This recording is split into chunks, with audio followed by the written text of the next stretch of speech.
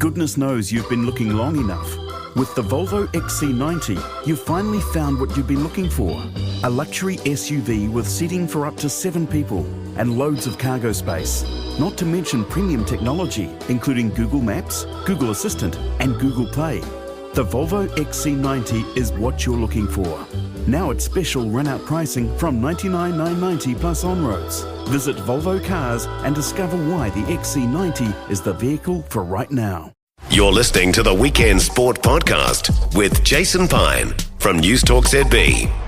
Of Turner and Herbert, of Nelson and Visilic, of Reed and Smeltz. Spain 1982, South Africa 2010, and now the United States, Canada and Mexico 2026. Yes, the All Whites securing their passage to the FIFA World Cup next year, beating New Caledonia 3-0 in the Oceania qualifying final at Eden Park on Monday night.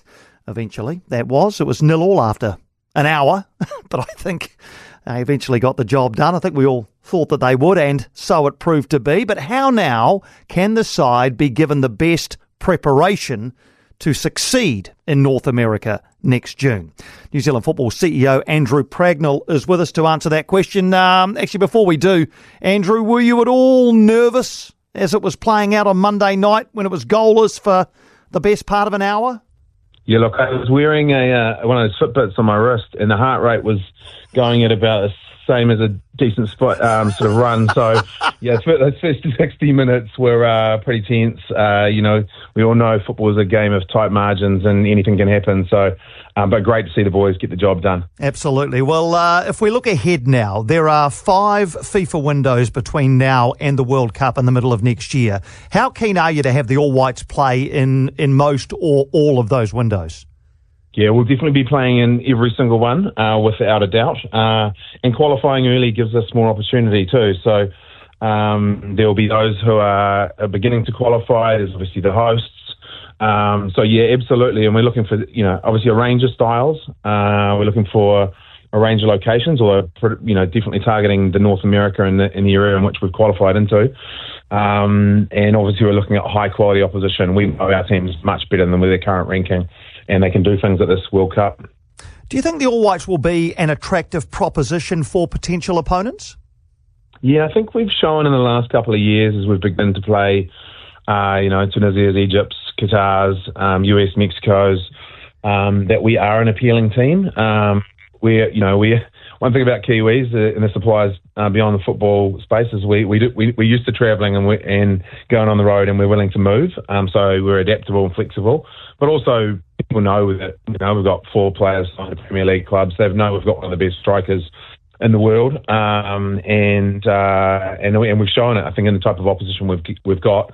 So I expect, it'll be predominantly top 50 opposition, but also looking at styles. I mean, the draw is in December this year, and so the standard sort of procedure for the draw is everyone has their phones at hand, and you're generally looking to play like-for-like opposition depending on what you get out of the draw, so that'll be interesting also. Of course, the majority of the windows fall before the draw, don't they? So I guess you can't really take that into account for the windows this year. But how does it all work, Andrew? I mean, you don't just pick up the phone to the CEO of another football federation and say, hey, do you fancy a game? How does it all work logistically?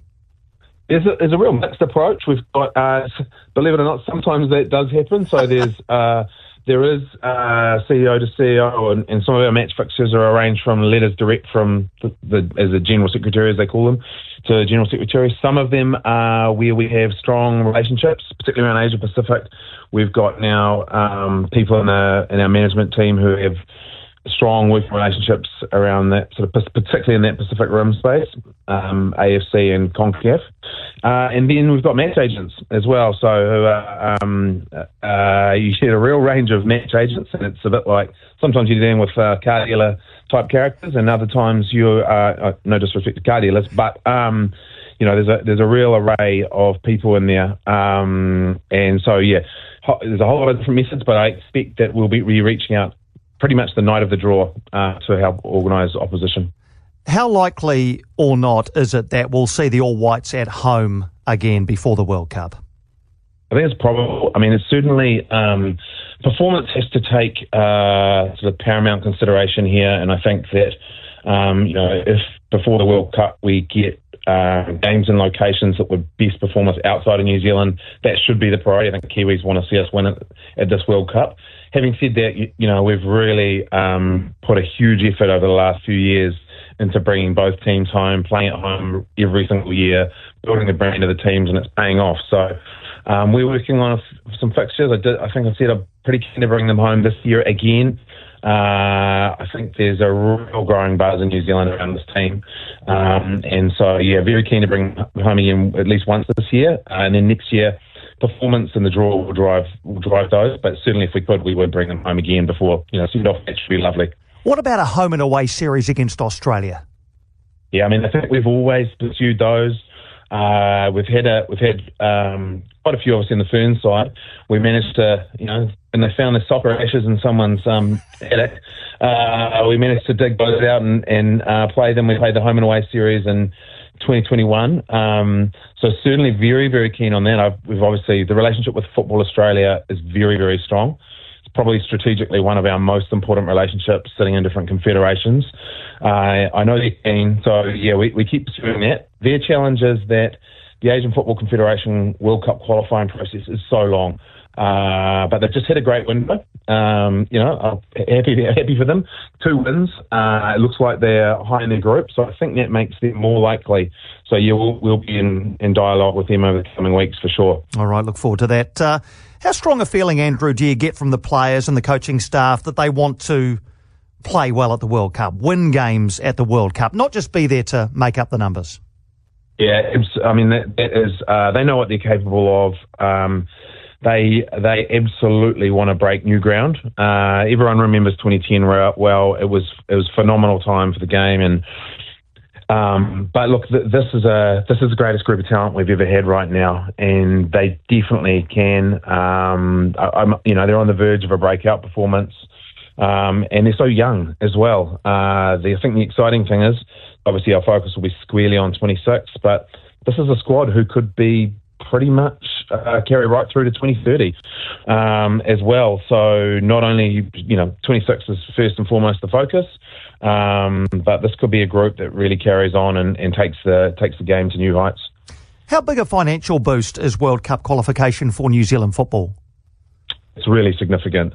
Look, I think we've come a long way. Those of your listeners who have followed the national body over the decades will remember there used to be a time when it was very much a boom-bust type organisation and pretty regular financial trouble. We've moved from that. As I said, if we had a disastrous night on Monday and things had gone wrong, we're still going to be solvent. There was going to be some real challenges, but we would have pushed on. But this is a material boost. It allows us to keep investing down into our federations, more and more money, more and more resources into the community game. It allows us to keep running and maintaining our 9 international teams who are around the world constantly. And it also allows us to have a closer look at our domestic competitions too. So, we've made some big format changes through COVID, but I think there's some excitement to try and keep those growing and expanding from our clubs who participate in them. So yeah, it's really big. The game's growing and it needs more resource to sustain its growth. It's very timely. Let's put it that way. Well, I can understand why the heart rate was a bit on the high side at 0-0 when Chris Wood went off, Andrew. Yes, exactly. Yeah. No, there was. I think myself and the CFO were looking at each other, aware of the consequences, and it's great. I mean, obviously we would have been disastrous not to have gone through, but the team has played well, and some exciting fixtures coming up. Absolutely. Just before you go, where are we with the appointment of a new permanent Football Ferns coach? Any progress there? That's gone to market. The team is leaving this weekend, actually. It's Chinese Taipei, just keep an eye out for those games. In particular, the international match that will be played and broadcast. So we should have, it's gone to market, be just closing, and I believe we'll be interviewing sort of over April, May. We're looking to appoint sometime around June. Good stuff. Good update. Hey, Andrew, I'm glad that it all worked out on Monday night, not just for you, but for the football community here. The All Whites can look forward to another trip to the World Cup. Always good to chat, mate. Thanks for taking the time. Appreciate that, Piney. Take care. You take care too, Andrew. Thanks indeed. Andrew Pragnell, CEO of New Zealand Football, joining us on Weekend Sport after the All Whites secured their ticket to the World Cup next year. For more from Weekend Sport with Jason Pine, listen live to News Talk ZB weekends from midday or follow the podcast on iHeartRadio. For a few years in the 1970s, the Mr. Asia Syndicate made millions. Heroin creates its own market. It acts like a form of plague. Until jealousy, betrayal and murder brought it all crashing down. Then he just pulled out a gun, shot her in the back of the head, and then said to Wayne, "You're going to help me bury her." This is Mr. Asia, a forgotten history. All episodes now available on iHeartRadio, Apple, Spotify or wherever you get your podcasts.